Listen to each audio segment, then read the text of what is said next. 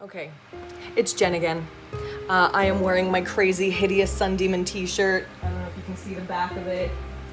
But the reason I'm wearing that is because I've stumbled across some treasures from my storage unit recently.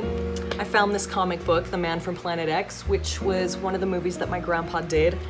And this says, The Man from Planet X, reprint comic number 1. So this guy here is my grandpa Bobo.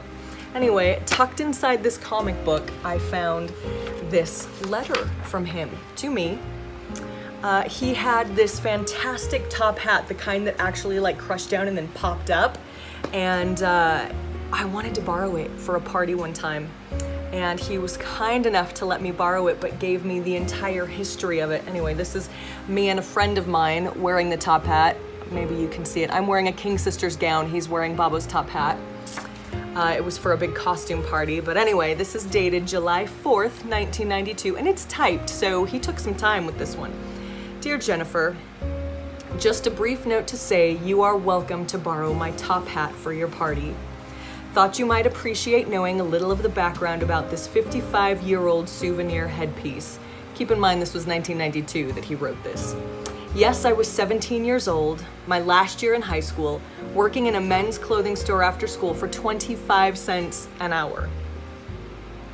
Sounds incredible, doesn't it? But in 1937, if a man earned $100 a month, that was considered pretty good. Anyway, we had one of these top hats on display in the store, and I decided I had to have one because the next year I would be in college, and the kids then wore full dress tails to all the fraternity and sorority dances. i.e. guys. He just wanted to make sure I knew that. So the owner of the store put in a special order for me in a size 7 1/4 and began deducting $1 a week from my salary, which came to about $8 a week.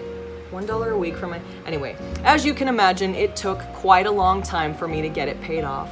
The retail price being $37.50, from which I got a 20% discount.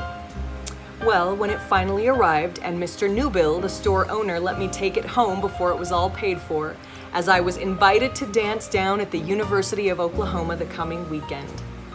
And I must say, I was the proudest, and probably the only guy on campus sporting a top hat. But it provided me with a memorable occasion which I cherish very much. So enjoy wearing it, and kindly look out for the old topper. It's kind of like an old friend whom I love, Bobo. Anyway, I found that, and with it, I found this amazing picture. That's Bobo with the Hideous Sun Demon and the Man from Planet X masks. And also, he wrote this book, To Be or Not to Be. And it is so filled with fun, like crazy images from old movies and monster pics. And oh, and look at this one. Here's me. Here's a picture of him with all of the grandkids. See the one kid in a white shirt? The one kid wearing a Man from Planet X while everyone else is wearing Sun Demon? That's me. Anyway,